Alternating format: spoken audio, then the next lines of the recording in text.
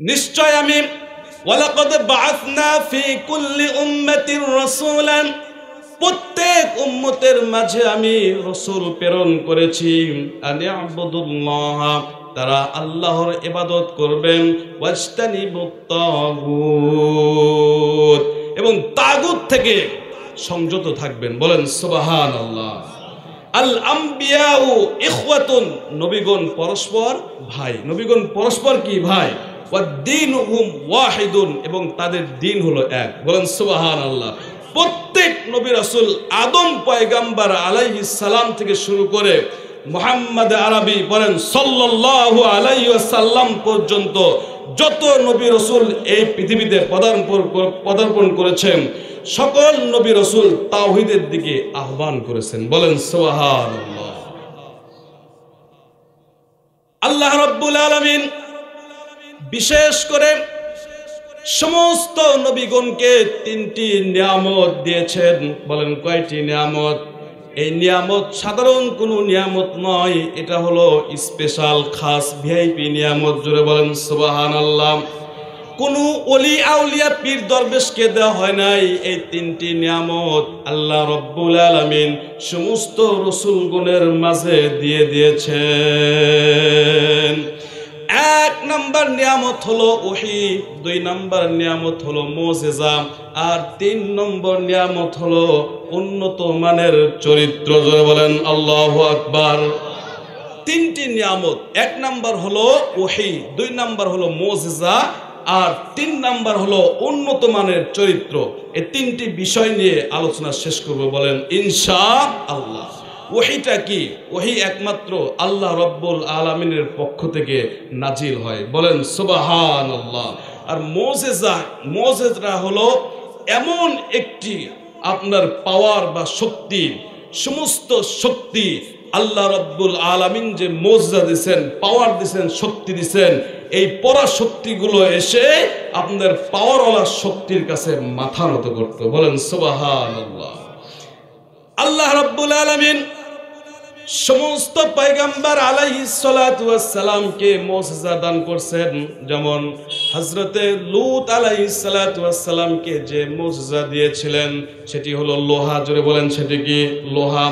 হযরতে লূত পয়গম্বর আলাইহিস সালাতু ওয়াস সালাম তিনি যখন লোহাকে এরকম মুঠের মধ্যে নিয়ে যখন চাপ দিতেন, তখন লোহা গলে গলে মোমের মতো এই নগের ফাঁকা জায়গাগুলি দিয়ে পানির মতো টপ টপ করে পড়তো। জোরে বলেন সুবহানাল্লাহ। আমার প্রশ্ন হলো, হযরতে লূত পয়গম্বর আলাইহিস সালাতু ওয়াস সালাম এরকম করে যখন প্রত্যেকটি জিনিস যখন যেটা ইচ্ছা করতেন ওইটাই হয়ে যেত। বলেন সুবহানাল্লাহ। সাধারণ দুনিয়ার কোনো সাধারণ মানুষ লোহাকে চাপ দিয়ে দুর্বল করতে পারবে কি? পারবে? লূত পয়গম্বর আলাইহিস সালাম তিনি যখন চলে গেলেন, মুজিজা সাথে নিয়ে গেলেন। এরপরে হযরতে সুলাইমান আলাইহিস সালামকে আল্লাহ রাব্বুল আলামিন একটি মুজিজা দান করেছিলেন, সেটি হলো তখতা। তখতার উপর উঠে হযরতে সুলাইমান পয়গম্বর আলাইহিস সালাম যে নিয়ত করে যেদিকে যাওয়ার ইরাদা করতেন, ইচ্ছা করতেন, সেই দিকেই চলে যেত। জোরে বলেন সুবহানাল্লাহ। দুনিয়ার কোন সাধারণ মানুষ যদি তক্তার উপর উঠে যদি ফু দেয়, তাহলে তক্তা কি যাবে না নিচে ভেঙে পড়বে? সুলাইমান পয়গম্বর আলাইহিস সালাম তিনি গেলেন, মুজিজা সাথে নিয়ে গেলেন। হযরতে মূসা পয়গম্বর আলাইহিস সালামকে আল্লাহ রাব্বুল আলামিন মুজিজা দান করেছিলেন, যার নাম হলো লাঠি। জোরে বলেন কি নাম? লাঠি। আল্লাহ রাব্বুল আলামিন মূসাকে বললেন, মূসা তোমার হাতে কি? মূসা পয়গম্বর আলাইহিস সালাম বললেন, আল্লাহ আমার হাতে লাঠি। আল্লাহ তাআলা বললেন, মূসা রে লাঠিকে তুমি জমিনে নিক্ষেপ করো। মূসা পয়গম্বর আল্লাহর আদেশ শুনে যখন এই লাঠিকে আপনার জমিনে নিক্ষেপ্ত করছে, অনেক বিশাল বড় একটি অজগর সাপে রূপান্তরিত হয়েছে। বলেন আল্লাহু আকবার। মূসা আলাইহিস সালাম তিনি ওখান থেকে দৌড় মারার জন্য প্রস্তুতি গ্রহণ করছেন।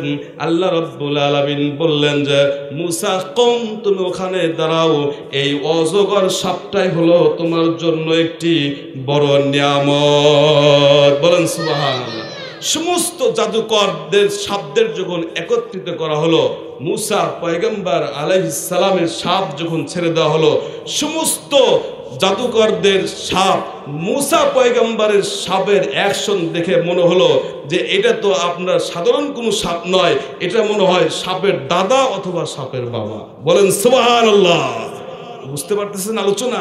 প্রিয় উপস্থিতিগণ, তাহলে দেখেন সমস্ত অপরাধ শক্তি আপনার মুসা পয়গম্বর আলাইহিস সালাতু ওয়াস সালামের মুজিজার কাছে এসে মাথা নত করছেন। বলেন সুবহানাল্লাহ। হযরত মুসা আলাইহিস সালামকে আল্লাহ রাব্বুল আলামিন জিজ্ঞাসা করলেন, মুসা তুমি এই লাঠি দিয়ে কি কি করো? মুসা পয়গম্বর আলাইহিস সালাম বললেন, রব্বুল আলামিন আমি এই লাঠি দিয়ে বকরির বা ভেড়ার আপনার পাতাগুলো পারি, এরপরে এগুলো খাওয়াই। আবার যখন আমি পাতারে জমিয়ে যাই, যখন বকরি ভেড়া চড়াই, তখন আমি এই লাঠি দিয়ে অনেক সময় তাদেরকে আঘাত করি।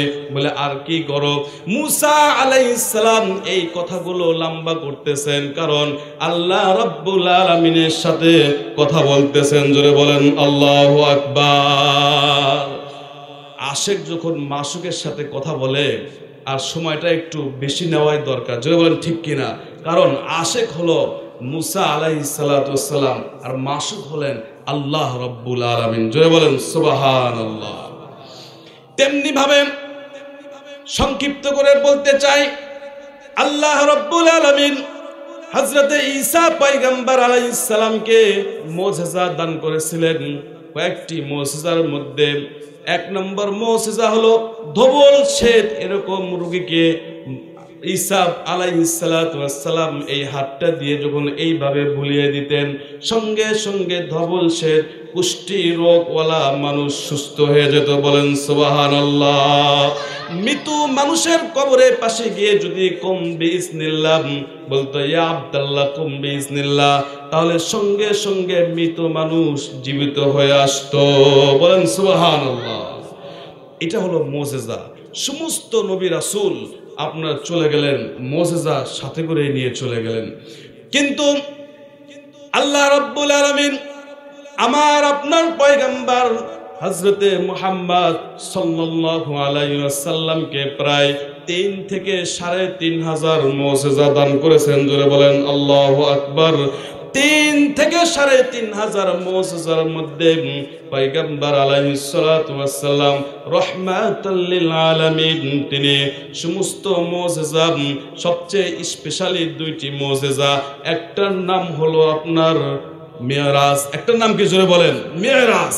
আর 2 নাম্বার নাম হলো সবচেয়ে বড় মুজিজা হলো কিতাবুল্লাহ, আল্লাহর কিতাব। জোরে বলেন আল্লাহু আকবার।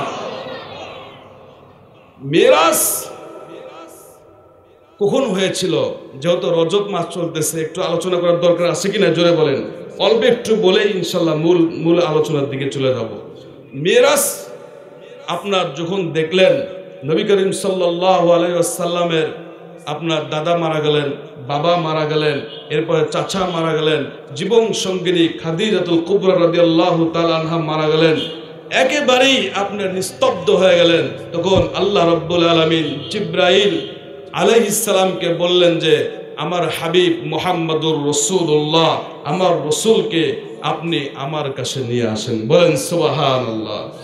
এটা আল্লাহ তাআলা কোরআনের মধ্যে লিখে দিলেন, সুবহানাল্লাযী আসরা বিআবদিহি লাইলাম মিনাল মাসজিদিল হারাম ইলাল মাসজিদিল আকসা الذي باركنا حوله لنريه من آياتنا إنه هو السميع البصير।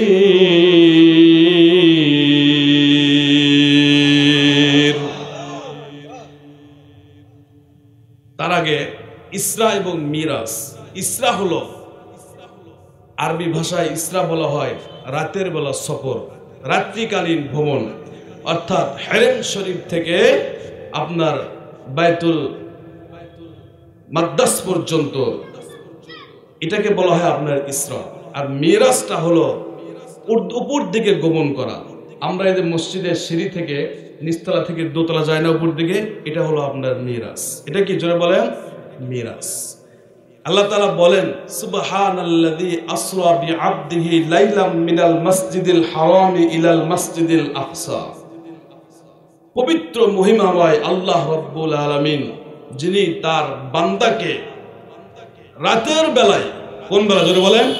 রাতের বেলায় মসজিদে হারাম থেকে মসজিদে আকসা পর্যন্ত ভ্রমণ করেছিলেন। জোরে বলেন সুবহানাল্লাহ। যার চতুর্দিকে ছিল আপনার বারাকাত। কি ছিল? জোরে বলেন। বারাকাত ছিল। এরপরে আল্লাহ রাব্বুল আলামিন কিছু নিদর্শনাবলী দেখানোর জন্য এই মেরাজটা আপনার করাইছিলেন। জোরে বলেন সুবহানাল্লাহ। আল্লাহ তাআলা শোনেন এবং দেখেন। মুহাম্মদ সাল্লাল্লাহু আলাইহি ওয়াসাল্লাম যখন আপনার হেরেম শরীফ থেকে আকসা মসজিদ পর্যন্ত চলে গেলেন, এরপরে আপনার প্রথম আসমান, দ্বিতীয় আসমান, তৃতীয় আসমান, চতুর্থ আসমান, পঞ্চম আসমান, ষষ্ঠ আসমান, সপ্তম আসমান পার হয়ে সিদরাতুল মুনতাহা পার হয়ে যখন আপনার চলে গেলেন, একেবারে জান্নাতের মধ্যে ঢুকলেন। জোরে বলেন সুবহানাল্লাহ। জান্নাতের মধ্যে কি দেখলেন? পয়গম্বর আরবি মুহাম্মদুর রাসূলুল্লাহ সাল্লাল্লাহু আলাইহি ওয়াসাল্লাম জান্নাতের দরজা যখন ওপেন হয়ে গেল, ইফতাহ যখন খুলে গেল, আল্লাহর নবী সঙ্গে সঙ্গে তার কান মুবারকে একটি আওয়াজ শুনতে পেলেন যে হযরতে বিলাল রাদিয়াল্লাহু তাআলা আনহু মসজিদে নববীতে যে জুতা বা স্যান্ডেল পায়ে দিয়ে মসজিদে নববীতে গিয়ে আযান দিতেন, আল্লাহর নবীজি ওই কদমের ওই খরমের আওয়াজটি জান্নাতের মধ্যে শুনতে পেয়েছেন। জোরে বলেন সুবহানাল্লাহ। আল্লাহর নবী মুহাম্মদুর রাসূলুল্লাহ সাল্লাল্লাহু আলাইহি ওয়াসাল্লাম তিনি জান্নাতের মধ্যে এই আওয়াজটি দেখে আল্লাহ রাব্বুল আলামিনের সাথে কথোপকথন করার পরে, আল্লাহ রাব্বুল আলামিনের সাথে কথাবার্তা শেষ করার পরে যখন পৃথিবীর জমিনে আসলেন, আর বেলালকে ডাক দিয়ে বললেন, বেলাল, অ্যাডভান্স আল্লাহ রাব্বুল আলামিন তোমার পায়ের খরমের আওয়াজটি আমাকে জান্নাতের মধ্যে শোনায় দিয়েছেন। জোরে বলেন সুবহানাল্লাহ। হে বেলাল, তুমি এমন কি আমল করো আমাকে একটু বলো, না জানি কি আমল করো। অ্যাডভান্স আল্লাহ রাব্বুল আলামিন তোমাকে জান্নাত দান করলেন কি কারণে? বেলাল বললেন, ইয়া রাসূলুল্লাহ, ইয়া হাবিবাল্লাহ, আমার সাধারণ কোনো এরকম ভিআইপি আমল নাই, সাধারণ আমলগুলো আমি করতে থাকি, খাস স্পেশাল ভাবে কন্টিনিউ আমি একটি আমল করি, যেটা হলো আমার যখন ওযু চলে যায় ওই ওযুটা আমি নিয়মিত করতে থাকি। জোরে বলেন সুবহানাল্লাহ। আল্লাহর নবী বললেন, বেলাল রে, কন্টিনিউ তুমি এই আমলটি করতে থাকো, আল্লাহ রাব্বুল আলামিন অবশ্যই আমার আগে তোমাকে জান্নাতের মধ্যে দাখিল করাইবেন। জোরে বলেন সুবহানাল্লাহ। সমস্ত নবী ইন্তেকাল করার পরে মুজিজাগুলো শেষ হয়ে গেল, কিন্তু রাহমাতুল লিল আলামিন যখন এই পৃথিবী ছেড়ে চলে গেলেন, এক নাম্বার মুজিজা হলো কিতাবুল্লাহ। এই মুজিজাটি রেখে গেলেন উম্মতে মুহাম্মাদির জন্য। জোরে বলেন আল্লাহু আকবার। কোরআন শরীফ হলো সবচেয়ে বড় মুজিজা, কিয়ামত পর্যন্ত এই মুজিজা থাকবেন। জোরে বলেন আল্লাহু আকবার। ইন্না নাহনু নাযালনা যিকরা ওয়া ইন্না লাহু লাহাফিজুন।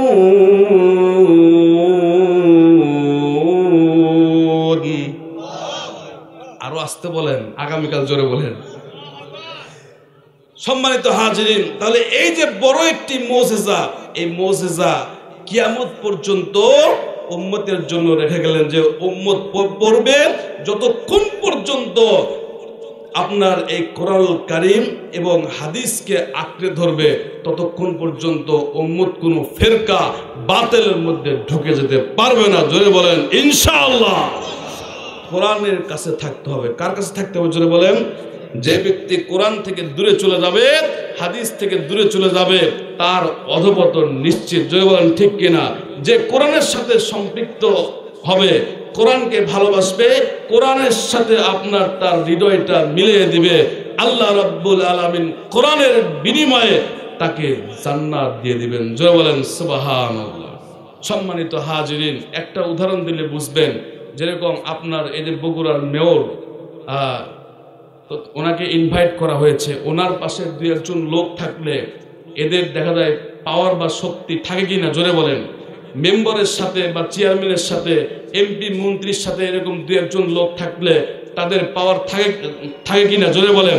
এরপরে মন্ত্রী মহোদয়ের সাথে যদি কোনো সিকিউরিটি গার্ড টার এরকম কিছু থাকে, তাদের শক্তি বা পাওয়ার থাকে কিনা জোরে বলেন।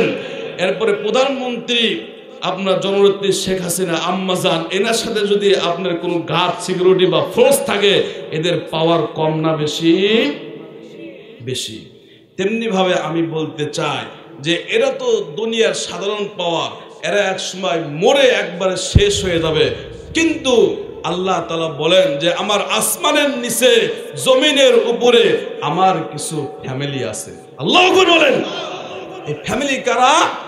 আল্লাহ রাসূল মুহাম্মদ আরবি সাল্লাল্লাহু আলাইহি ওয়াসাল্লাম বলেন, আহলুল কোরআনি হুম ওয়া আহলুল্লাহি ওয়া খাসসাতুহু। আহলে কোরআন গুনই আমার পরিবারভুক্ত এবং খাস লোক। জোরে বলেন আল্লাহু আকবার। কি বুঝলেন? আহলে কোরআন গুনই আল্লাহর পরিবারভুক্ত এবং খাস লোক। তাহলে কাল কিয়ামতের মাঠে আপনার পাওয়ার কম থাকবে না বেশি? এই দুনিয়ার পাওয়ার শক্তি দিয়ে আপনি কি করবেন, এনার্জি দিয়ে কি করবেন?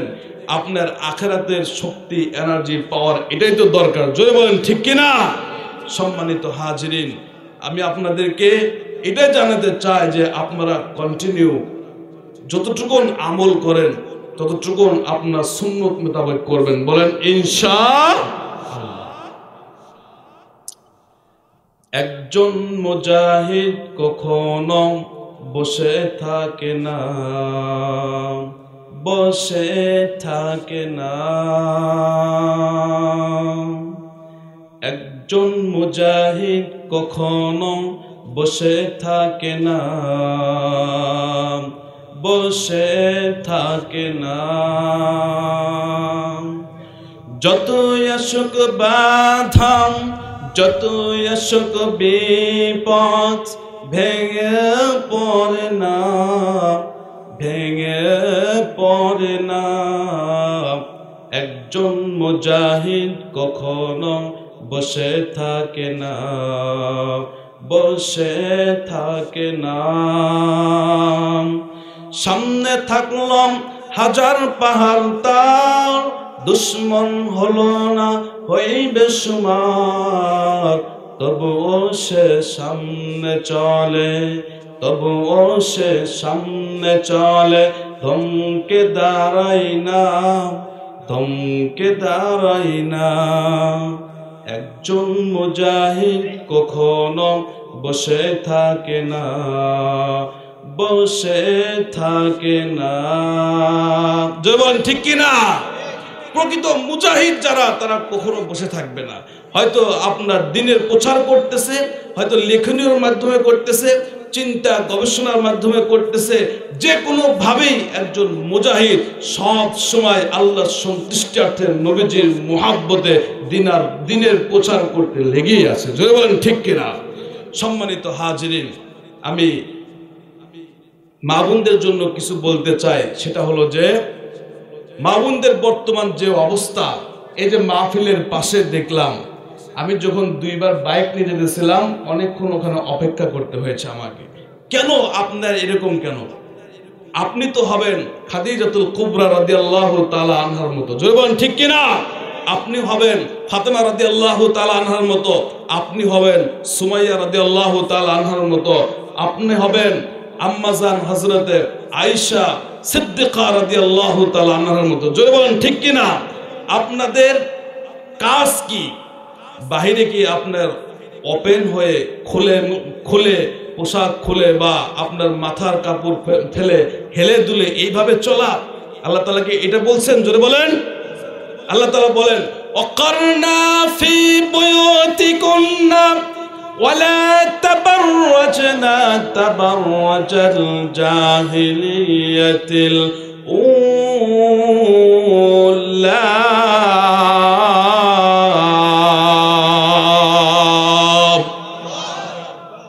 আইয়ামে জাহিলিয়ার মতো তোমরা বেপরোয়া ভাবে বেপর্দা হয়ে হেলিয়ে দুলিয়ে তোমরা চলাচল করবে না। তোমরা ঘরে থাকো। কোথায় থাকো? জোরে বলেন। ঘরে থাকো। শরীয়ত সম্মতে যদি বের হওয়া লাগে তাহলে শরীয়তের যে বিধান সেইভাবে তোমরা বের হও। জোরে বলেন ঠিক কিনা? আইয়ামে জাহেলিয়ার মেয়েদের তাদের স্বভাব ছিল কি, তাদের কালচার হলো যে ওড়নাটা আপনার এরকম ভাবে বুকের উপর দিত। কার উপর? জোরে বলেন। এই যে আমি যেভাবে ফালিয়ে রাখছি এইভাবে ফালিয়ে রাখতো। তার মানে আপনার বাহিরে এবং ভিতরে মাথায় কি আছে সবগুলো দেখা যেত। জোরে বলেন নাউজুবিল্লাহি মিন জালিক। বর্তমান জাহেলিয়ার যুগের কিছু কালচার, কিছু আপনার দিক নির্দেশনা আমার মা বোন ফলো করে পার্শ্ববর্তী দেশের কিছু কালচার দেখে। জোরে বলেন ঠিক কিনা? টিভি, ডিশ এন্টিনা, এরপরে ইউটিউব, এরপরে আরো কি আছে না আছে এইগুলো দেখে আপনি ফলো করে। জোরে বলেন ঠিক কিনা? আমি একদিন এরকম সাত মাথায় পার হতেছিলাম, তখন দেখি যে একজন আপনার হলো দুইজন মেয়ে, একজনের বয়স অনেক বেশি আর একজনের কম। এই দুইজন মেয়ে চলতেছে, কিন্তু বয়স যার বেশি সে এমন বোরখা পরছে যে আপনার হলো স্যাটেলাইট দিয়ে যদি আপনার দেখার কোনো মানে হয় তাও দেখা যাবে না। সুবহানাল্লাহ বলেন। আর যিনি আপনার তরুণী, যার বয়স হলো 18 মাত্র, সেই মেয়েটা এমন ভাবে আপনার আইয়ামে জাহেলিয়ার মতো আপনার সজ্জিত হয়েছে যেটা ভাষায় প্রকাশ করা যাবে না। জোরে বলেন ঠিক কিনা? আচ্ছা, আপনাদের কাছে জানতে চাই, আপনারা এই যে বড় বড় গাছ যেগুলো এইগুলো ঢেকে রাখেন না ছোট ছোট গাছগুলো ঢেকে রাখেন? হ্যাঁ, এই যে লাউ গাছ, মিষ্টি কুমড়া, এরপরে যে কোনো চারা বীজ আমরা সুন্দর করে ঢেকে রাখি যে বিভিন্ন আপনার হিংস্র প্রাণী বা বিভিন্ন আপনার পোকামাকড়, কীট এইগুলো থেকে সেফ সংরক্ষণ করার জন্য। জোরে বলেন ঠিক কিনা? কিন্তু দেখা যায় আপনার বর্তমান সমাজে বড় বড় গাছগুলো ঢাকা আর ছোট ছোট গাছগুলো খোলা। বিপদ আসবে কি আসবে না? এই অবস্থায় দেখে যখন আইয়ামে জাহেলিয়ার মেয়েদের মতো যখন এরকম আপনার ওড়নাটা পরে আপনার যখন মেয়েরা চলে, মেয়েরা কি চলে, পিছন থেকে দেখা যায় আপনার সফান সফা, আর আমার যুবরা কয় ধাক্কাও ধাক্কান। জয় বলেন ঠিক কিনা? এইভাবে আপনার অশ্লীলতা, বেহায়াপনা, আপনার ধর্ষণ, জেনা, ব্যভিচার কখনো আপনার ঠেকানো সম্ভব কি? জোরে বলেন। সম্মানিত মা ও বোনদের বলতে চায়, আপনারা আপনাদের পেট থেকে তো বের হবে শাহজালাল রহমাতুল্লাহ আলাই, আপনাদের পেট থেকে বের হবে বাইজিদ বুস্তামি রহমাতুল্লাহ আলাই, আপনাদের পেট থেকে বের হবে শাহ পরান রহমাতুল্লাহ আলাই, আপনাদের পেট থেকে বের হবে শাহ মাখদুম রহমাতুল্লাহ আলাই। জোরে বলেন ঠিক কিনা? তাদেরও তো মা ছিল, আপনারাও মা। কাজেই আপনারা নবীর সুন্নাত, আপনারা আল্লাহর কোরআনকে সামনে রেখে চলুন, আপনাদের সম্মান আরো বেশি। জোরে বলেন ঠিক কিনা? وقرنا في بيوتكن ولا تبرجنا تبرج الجاهلية الأولى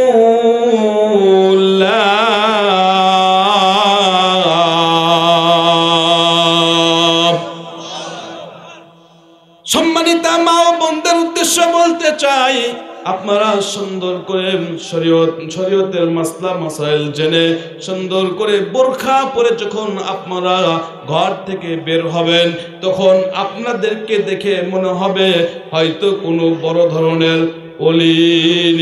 জোরে বলেন ঠিক কিনা?